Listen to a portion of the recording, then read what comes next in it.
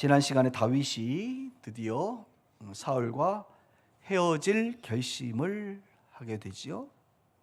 그리고 헤어져서 이제 떠나게 됩니다.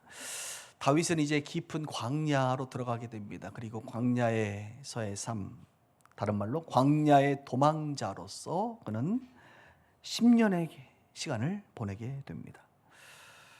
오늘은 다윗이 광야로 들어가서 첫 번째, 두 번째 있었던 장소에서의 사건들을 보게 될 것이지만 꽤 긴 시간 동안 다윗은 광야에서 살아가게 됩니다.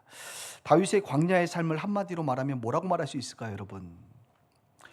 다윗을 연구하고 묵상하면서 떠오르는 한 단어가 있습니다. 그것은 뭐냐면 광야에서의 다윗은 그의 삶은 비참했다. 비참함이라는 단어, 비참함. 평상시 우리가 잘 쓰지 않는 단어지만 이 단어는 사전적으로 더 할 수 없는 슬픔과 끔찍함이라고 적혀져 있습니다. 무언가 더 할 수 없는, 더 이상 이보다 슬플 수 없는 슬픔과 인생의 끔찍함이 바로 비참함이다. 한마디로 깊은 고통의 시간이라고 말할 수가 있는 것이죠. 고통의 시간. 다윗은 광야 생활 가운데 고통의 시간을 보냅니다. 그런데 여러분, 우리가 성경을 더 깊이 보면 단순하게 고통만 있는 것이 아니라 이 하나님의 사람에게는 고통이 있지만 하나님께서는 하나님을 사랑하는 자들, 이 다윗과 같은 사람들을 통해서 그들의 고통, 비참함 가운데에서도 합력하여서 일하시는, 비참함 가운데서 비춰지는 한 줄기의 은혜의 빛이 있다는 사실을 알게 되고, 그 주님의 은혜의 빛 때문에 비참함 속에서도 버티고 견디고 살아갈 수 있다는 것을 확인하게 되는 것이죠. 도대체 오늘 이 이야기가 무슨 말인가? 저는 오늘 여러분들에게 다윗이 어떠한 비참함 가운데 있었는지 두 장면을 보여드리려고 합니다. 첫 번째 장면은 놉이라고 하는 지역에서 일어난 일입니다. 놉 따라해 볼까요? 놉. 우리 장소를 잘 못 외우는데 놉이라고 하는 그 지역에 이제 다윗이 가게 됩니다. 왜 그곳에 갔느냐? 놉이라고 하는 지역은 그 당시 이스라엘에서도 종교적 중심지였다라고 말할 수가 있습니다. 그곳에는 대제사장이라고 불리는 아히멜렉이 있었기 때문에 그렇습니다. 아히멜렉이 누구죠? 대제사장인데요. 그는 여러분 엘리 제사장 아시죠? 사무엘상 처음에는 엘리 제사장의 아들 홈리와 비느하스가 있었고 다 죽었죠. 그 비느하스의 손자가 바로 아히멜렉입니다. 그 엘리 제사장의 혈통을 이어서 그는 놉이라고 하는 지역에서 제사장 역할을 감당하고 있습니다. 다윗은 왜 그곳에 갔을까요? 다윗은 그곳에 가서 제사장에게 하나님의 뜻이 무엇인지, 내 상황과 처지 속에서 하나님이 무엇을 원하시는지 주님의 뜻을 알기를 원했기 때문에 제사장에게 하나님의 뜻을 여쭤봐 달라고 그는 이야기합니다. 나중에 보면 그 내용이 나오는데요. 여기서 우리가 잠깐 살펴본 것은 다윗이라고 하는 사람이 참 지혜로운 사람이고 참 신앙이 훌륭한 사람이라는 걸 보게 됩니다. 왜냐하면 그는 인생에 위기가 있을 때에 보이지 않는 하나님께 늘 기도했을 뿐만 아니라 시편을 통하여 우리가 알 수 있죠. 더 나아가 눈에 보이는 영적인 지도자들을 늘 만나는 것을 보게 됩니다. 지난주에 그가 미갈의 아내의 도움을 통해서 그가 첫 번째 도망간 곳이 어디라 그랬죠? 바로 기억이 안 나시죠? 라마 나옅. 외우지 않으셔도 됩니다. 시험 볼 일 없으니까. 라마 나옅에는 누가 있어요? 사무엘이잖아요. 그러니까 그 당시에 영적인 지도자 두 명이 있죠. 선지자 사무엘과 대제사장 역할을 했던 바로 아히멜렉이 있습니다. 그는 사무엘에게 가서 자기의 상황과 처지를 다 말하고 돌봄을 받고, 그러나 결국 그곳에서 또 벗어날 수밖에 없는, 도망갈 수밖에 없는 상황에 놓여 있죠. 사울과 헤어질 결심을 하고 그가 첫 번째 간 곳이 또 뭐예요? 바로 대제사장이 있는 놉이라고 하는 지역에 가는 것을 보면 그는 그 당시 대표적인 두 명의 영적 지도자를 만나게 되고 그들에게 상황을 이야기할 뿐만 아니라 특별히 하나님의 뜻이 무엇인지를 알기를 원했던 것입니다. 참으로 훌륭한 신앙인일 뿐만 아니라 지혜로운 사람이라고 말할 수가 있습니다. 그런데 문제는 그가 놉이라고 하는 곳에 가서부터 시작이 됩니다. 이제 놉에 가니까 아히멜렉이 나와서 어떻게 다윗께서 이렇게 오셨느냐 보니까 혼자 왔단 말이에요. 여러분, 보통 유명인들이 혼자 다니는 법은 없잖아요. 늘 사람들을 대동하고 다니죠. 군인들을 데리고 다닌단 말입니다. 그런데 다윗이 혼자 온 것입니다. 그때에 다윗이 말을 하죠. 뭐라고요? 거짓말을 합니다. 거짓말. 원래는 사울 왕이 비밀스러운 명령을 나에게 했기 때문에 내가 사람들을 데리고 오지 않고 지금 조용히 혼자 왔습니다. 그리고 지금 군인들, 소년들이 이제 앞으로 내가 만나고자 하는 곳으로 지금 이동하고 있으니까 그렇게 하십시오. 여러분, 다윗은 노비라고 하는 곳에 갈 때까지 그는 매우 배가 고팠습니다. 여러분, 배가 고프신 적 있으신가요? 배고프면 어떻죠? 기분이? 저는 화가 납니다. 배고프면 배가 고파. 하루도 여러분 한 끼라도 안 먹으면 배고프잖아요. 다윗도 매우 배가 고팠는지 아히멜렉 만나자마자 그가 질문하는 데 있어서 그냥 거짓말 해버리고 뭐라고 해요? 떡 5덩이만 달라 얘기합니다. 떡 5덩이.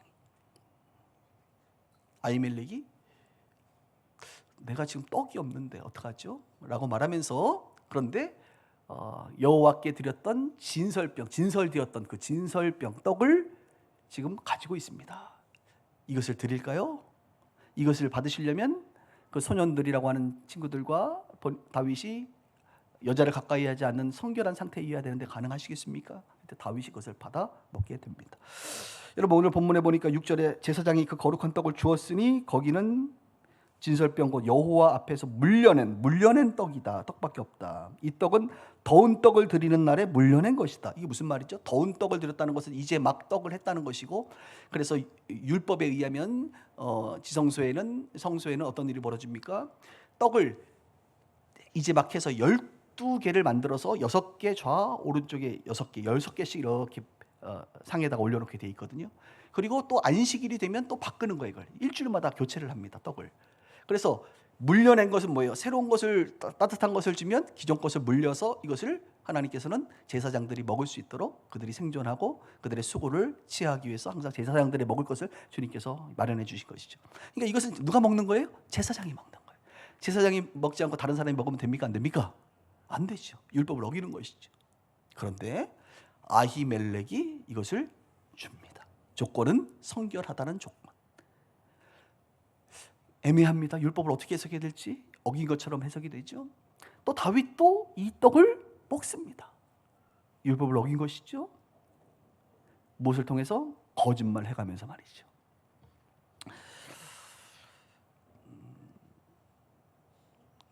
여러분, 다윗은 이렇게 거짓말하면서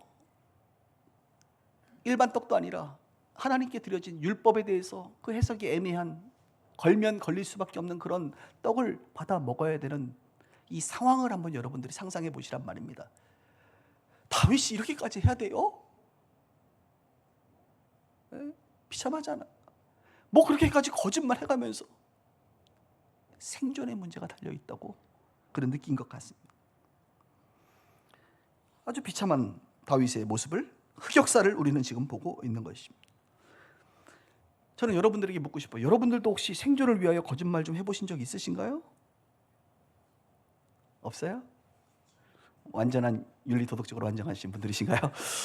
성경을 보면 윤리도덕적으로 완전한 사람은 뭐 거의 한두 줄 성경에 있는 사람 빼고는 거의 없습니다, 여러분. 다 연약해요, 우리는. 그죠? 혹시 여러분 과거에 광야 생활 좀 하신 분들 계시죠? 광야 생활의 가장 큰 특징은 배고픔입니다. 배고픔. 사람이 언제 가장 힘들까? 아무리 생각해도 물론 관계적인 스트레스 때문에도 힘들고, 남편, 아내, 자식들 속삭여서도 힘들고, 뭐 다 힘들어요. 그런데 가장 힘든 건 뭐냐? 제가 느끼기에 빚에 시달리면 힘든 것 같아요, 사람이. 생존의 문제, 먹고 사는 문제, 먹을 것이 없고 계속 재정적인 압박을 갖는, 특히 그래서 우리 자영업자 사업가 너무너무 힘든 거예요. 우리 아내도 예전에 학원을 한번 운영했는데 직원들 월급을 못 주니까 자기가 그런 얘기 하더라고. 일부된 얘기 계셔서 얘기 안 했는데, 한강에 뛰어내리는 사람들이 이해가 된대. 왜 이렇게 시간이 빨리 와? 월급 줄 시간이 빨리 와요? 맞아. 너무너무 힘든 거야. 재정적 압박, 먹을 게 없어. 생존이 불가해.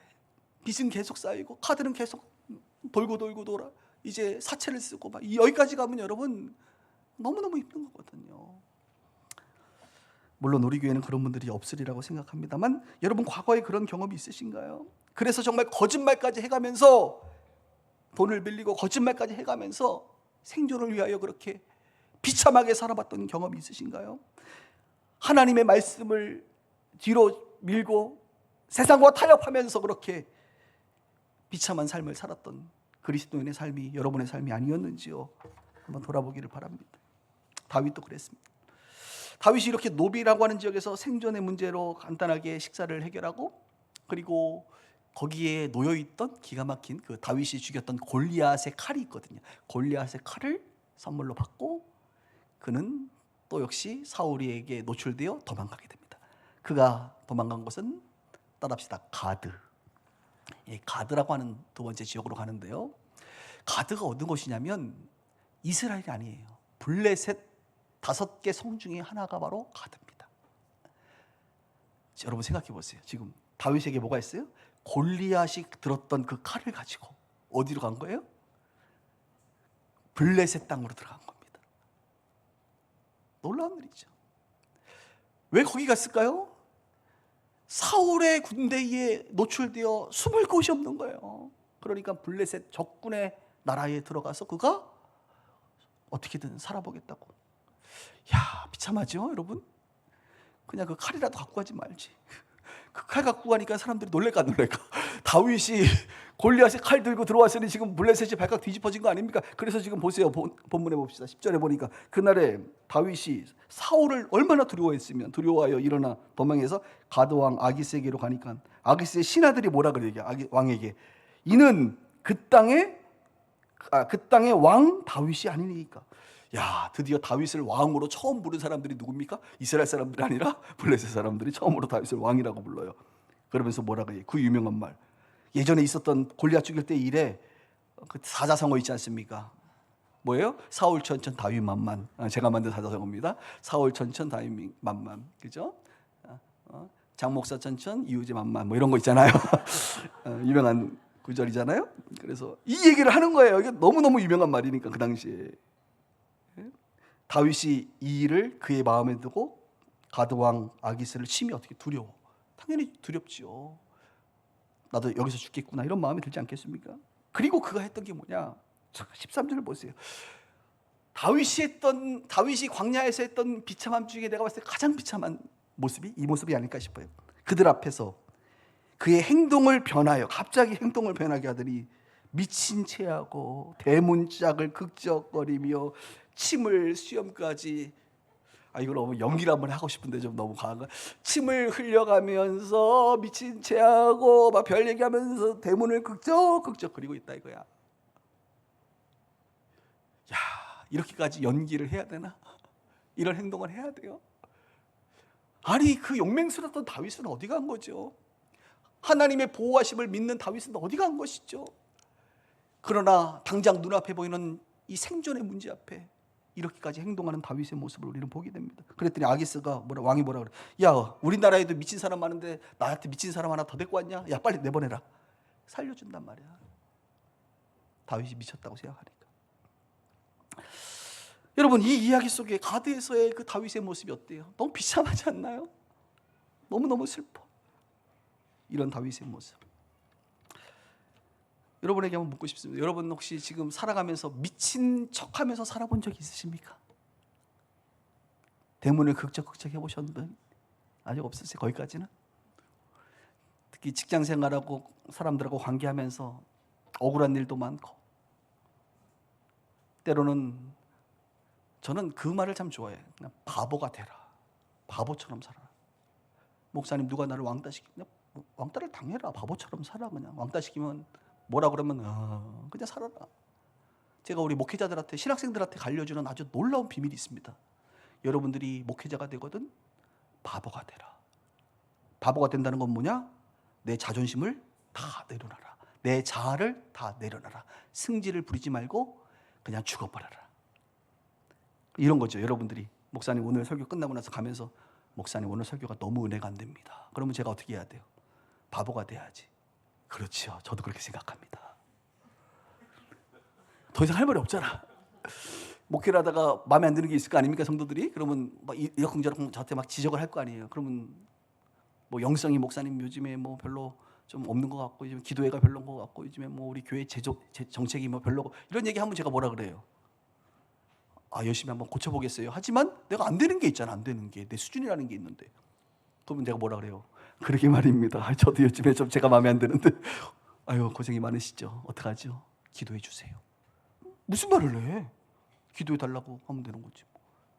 뭐 아니면 뭐 어떻게 뭐 자를 수도 없고 서로 같이 살아야 되는데 그냥. 좀 비참한가? 제가 예전에 어느 분이 하도 막 그래가지고 제가 그래 그분의 마음이 돌이킬 수 있다면 내가 그분 앞에 무릎을 꿇겠다고 얘기를 했어. 그랬더니 어느 권사님이 저한테 화를 내면서 목사님이 왜 무릎을 꿇어요? 저를 엄청 사랑하더라고. 목사님이 뭘 잘못했다고 무릎을 꿇어? 아니 꿇는다는 게 아니라 그런 마음이라는 거죠. 그렇게 해서 마음이 돌이켜져서 다시 주님께로만 돌아올 수 있다면 내가 10번이고 100번이고 무릎 꿇을 수 있다. 혹시 여러분들 중에 제가 마음에 안 들어서 무릎 꿇으세요? 그럼 제가 꿇을게요. 바보가 되는 바보가. 이게 뭐예요? 다 자존심 내려놓고 비참한 거야. 비참한 거. 제 얘기를 했지만 여러분들에게도 그런 비참한 시간이 있었나요? 있었지. 나를 자존심 상하게 하고 더 이상 그죠?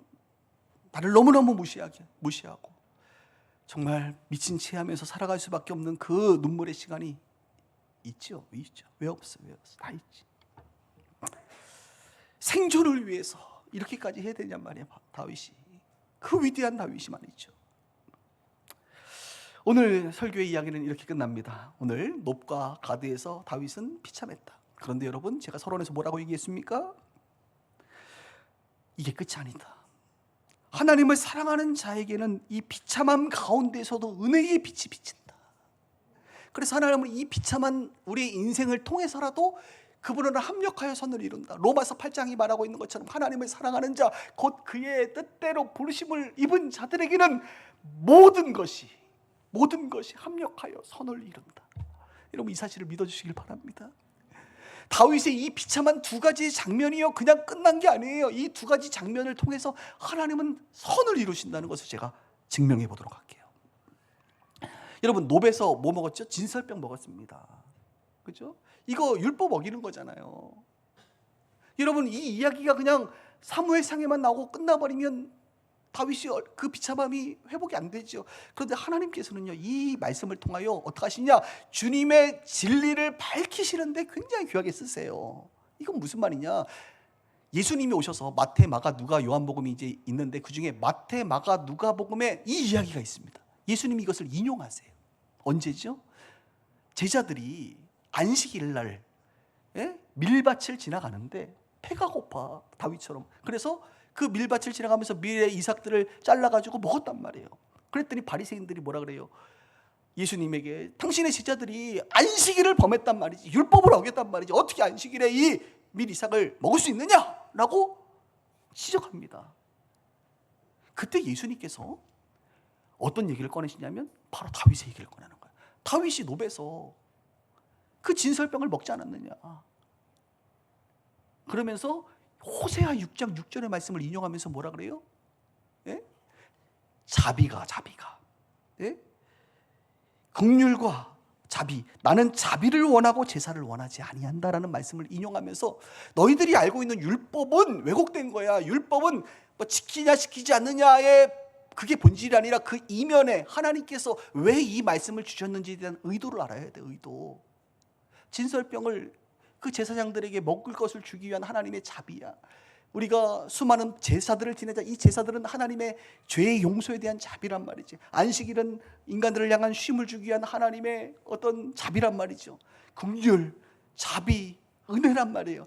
그것이 더 본질이란 말이에요. 본질. 그런데 바리새인들은 이 본질은 잃어버리고 행위만 남은 거예요. 행위만, 껍데기만 남아버린 거예요.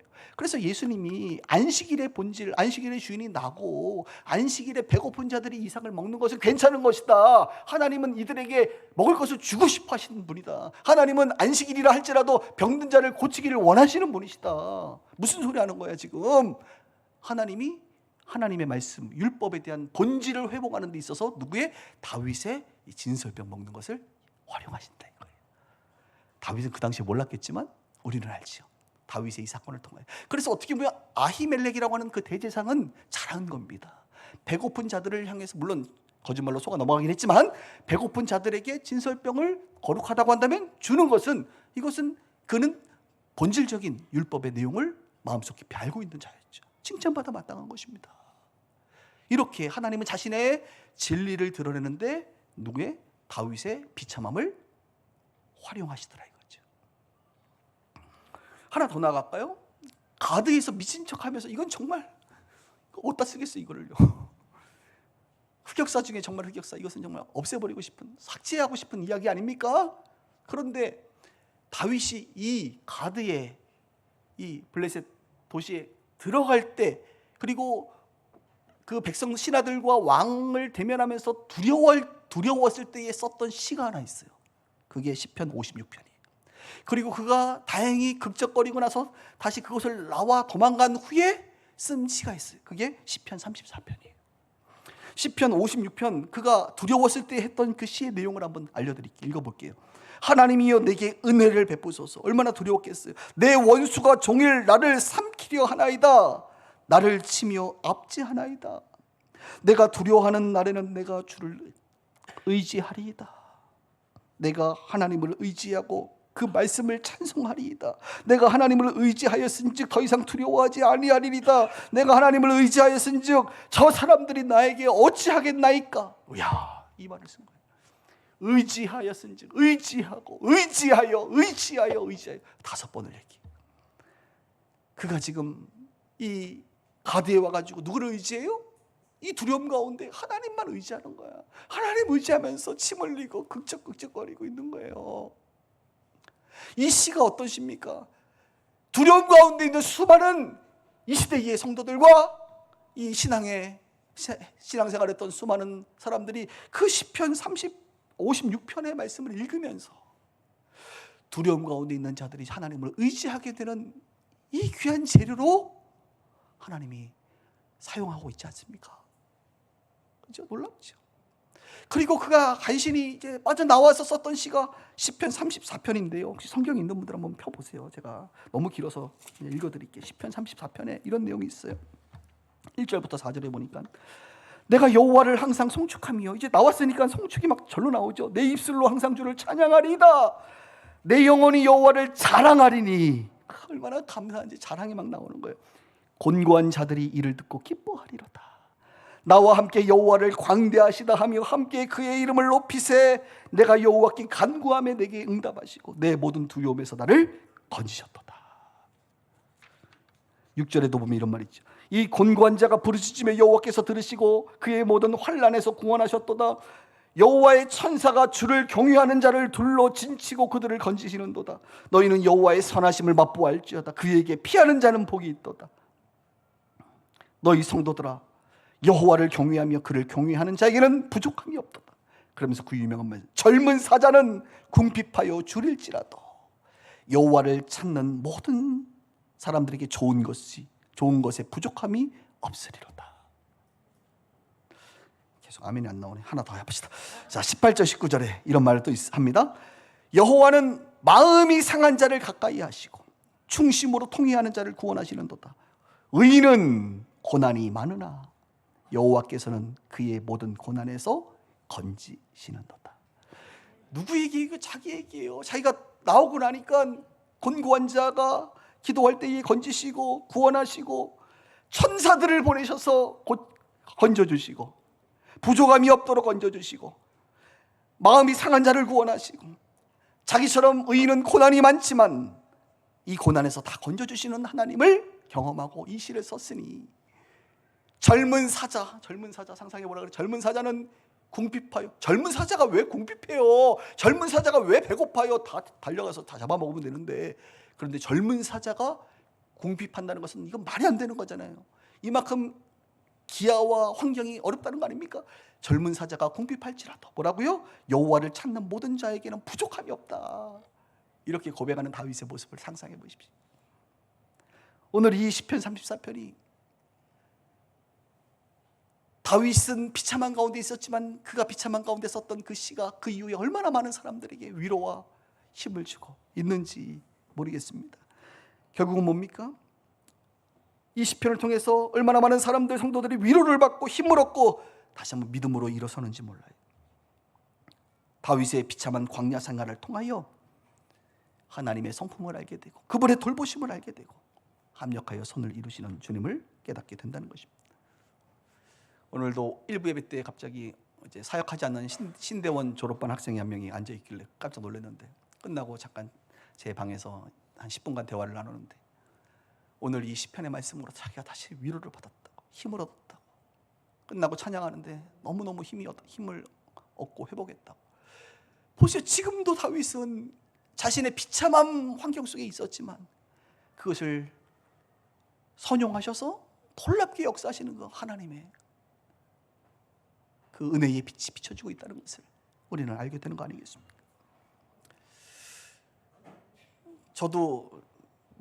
저는 나는 광야 생활을 몇 년 했나라고 늘 스스로에게 물어보고 한번 카운트하는, 저는 이렇게 숫자를 세는 걸 좋아하거든요. 그래서 내가 언제부터 내가 광야 생활을 했을까 쭉 돌아보니까 한 20년 정도 한 것 같다는 생각이. 20년. 그 20년 동안 4번 울었어요. 제가 4번 울었어. 제가 웬만하면 안 웁니다, 여러분. 제가 얼마나 독한 사람이냐. 이거 얘기하면 여러분 소리 지를까 봐 내가 못하겠어. 제가 정말 독해요. 저는 정말 독한 사람이야, 내가 봐도. 주님을 안 믿었으면 독한 인생이 어두운 인생이 됐을 것 같긴 해. 주의 은혜인데 저는 정말 안 울어요. 요즘에 이제 드라마 보면서 계속 우는 건 있어요. 이런 감성적인 것 눈 말고 힘들어서 우는 것, 이런 건 없어요, 제 인생. 근데 내가 4번 울었더라고. 20살부터 시작해서 40살 될 때까지 4번 울었어. 4번. 지금까지 제 인생을 보면 좁은 길을 갔던 것 같아. 좁은 길. 난 진짜 다 좁은 길을 선택했어. 넓은 길을 좀 가고 싶을 때가, 인간은 다 넓은 길을 가고 싶죠. 편안한 것을 추구하죠. 그런데 어쨌든 간에 결정은 다 좁은 길을 결정했던 것 같아. 그 중에 하나가 이미 다 아시는 이야기지만 혹시 오늘도 위로가 되라고 한번 얘기할게요. 가장 힘들었던 때가 언제냐고. 그래서 우리 아내가 오늘 일부 예배 듣고 나서 나는 그때 안 힘들었는데 당신은 힘들었구나. 이 가장의 무게라는 게 있기 때문에 그래요. 뭐냐면 이제 고등학교 교사하고 군대 장교로 전역하고 나서 신학교를 들어갔잖아요. 그리고 당연히 저는 이제 야간으로 들어갔습니다. 주간에 일을 해야 되니까, 처자식을 먹여 살려야 되니까 주간에 일을 하고 야간을 다니려고 했는데 주님이 예전에 했던 약속을 기억나게 하셔서 직장 생활하지 말고 후원을 받아라. 후원을.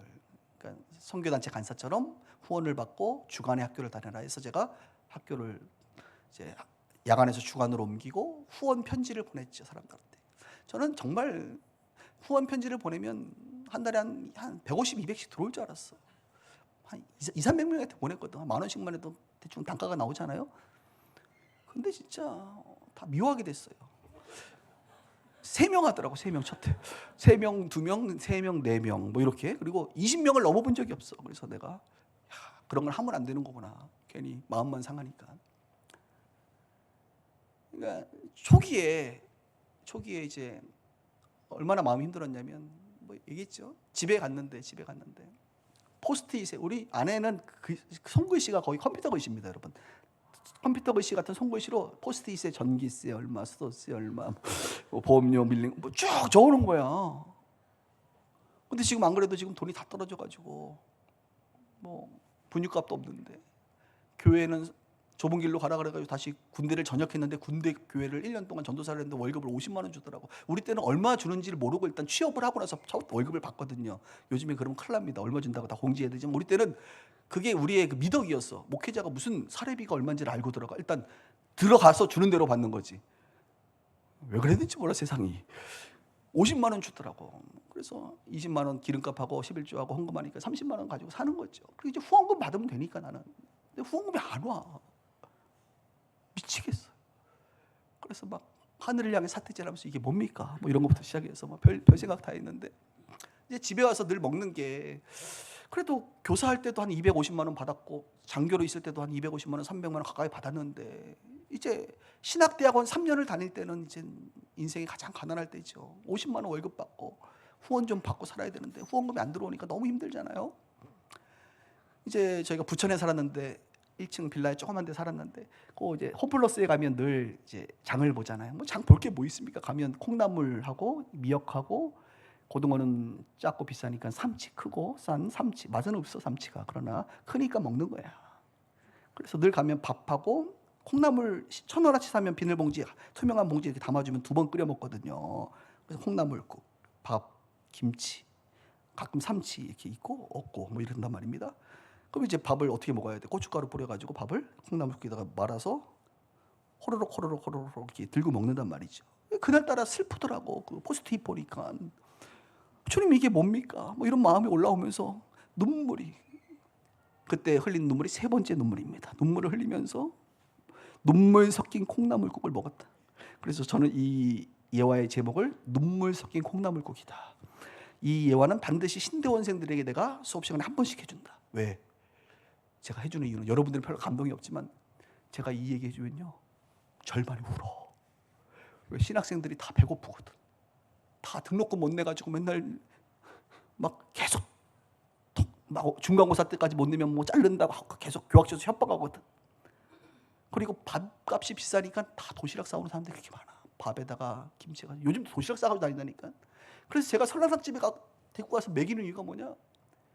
설렁탕에 그 조그만 그 얇은 고기라도 좀 먹어보라고. 제가 자꾸 사주는 거야. 그런 친구들이 많아요. 근데 제가 그 얘기를 합니다. 내가 당신 20년 전에 바로 그렇게 배가 고파가지고 가장으로서 눈물 섞인 콩나물국을 내가 먹어본 사람이다. 그러면 나의 비참함이, 할렐루야, 나의 비참함이 그들에게 큰 위로가 되더라. 아멘. 오늘도 혹시 콩나물국에 여러분 눈물 섞어 드시길 바랍니다. 여러분 돼요. 뭐 조금 양이 많아지잖아. 눈물 양만큼 많아지는 거야. 우리 주님이 다 우리의 눈물을 본다니까. 다 본다니까. 그 광야를 다 지나야 돼. 지금 우리 교회도 지금 자영업자 지금 몇 명 보니까 벌써 지금 내 얘기구나 이런 사람들 좀 보여요. 할렐루야. 예? 견뎌. 죽어 그냥. 그래서 내가 우리 아내한테 여보 이러다가 우리 그냥 굶어 죽어버리면 죽어버리자. 난 죽는다는 말 자주 하잖아. 그럼 순교하는 거다 이게. 이게 순교지 뭐냐. 주님의 말씀 순종해서 이게 굶어 죽으면 순교지. 근데 주님이 죽이진 않아. 아직까지 잘 살아 있어요. 포동포동. 할렐루야. 예. 제가 그 얘기 정말 내 인생에 정말 눈물 섞인 콩나물국. 뭐 앞으로도 여러분 저하고 신앙생활하면 지금 18년이니까 매년 한 번씩은 들게 될 겁니다. 제가 오늘 말씀 정리합니다. 오늘 광야 생활의 비참함. 그런데 비참함이 끝이 아니라는 거예요. 하나님은 합력하여 선을 이루신다는 거예요. 여러분 어떠십니까? 지난 과거를 돌아보면 비참한 광야 생활이 있었잖아요. 잘 견뎠습니다. 여러분 수고하셨습니다. 참으로 있었습니다. 그런데 거기서 끝나지 않고 그것이 여러분들이 때로는 간증으로 나타날 때에 간증을 할 필요가 있는 거야. 간증으로 나타날 때에 여러분들의 시편이 읊어질 때에 수많은 사람들이 거기에서 위로를 받게 된다는 거예요. 하나님이 여러분들의 그 스토리를 쓰신단 말이에요. 과거 말고 요즘에 여러분 혹시 이런 비참한 가운데 있는 분들 계십니까? 요즘에 뭐 너무 자영업자들 힘들다 그러고 뭐 요즘에 뭐 직장도 못 가는 사람도 있다 그러고 세상이 엉망이잖아. 비참한 사람들 있으세요? 어떤 말로 위로가 안 돼. 이분들은 정말 제가 위로해 주지 않고 이렇게 말하고 싶어요. 그냥 잘 견디세요. 잘 버티세요. 그냥 생존하세요. 계속 생존하시길 바랍니다. 왜? 어떤 말이 위로가 안 돼. 시간이 지나면 여러분 하나님께서 그 과정을 버리지 않고 합력하여 선을 이루시고 다윗의 고백처럼 여러분 하나님을 의지하시는 거예요. 그냥 의지하는 거예요. 그러면 주님이 나를 건지시고 구원할 것이다 라고 하는 이 다윗의 경험이 여러분들의 인생에 경험되어질 거라고 저는 확실히 믿습니다. 그래서 나중에는 웃으면서 과거의 이야기들을, 그 슬픈 이야기를 웃어가면서 우프게 할 수 있는 날이 올 거라고 믿어요.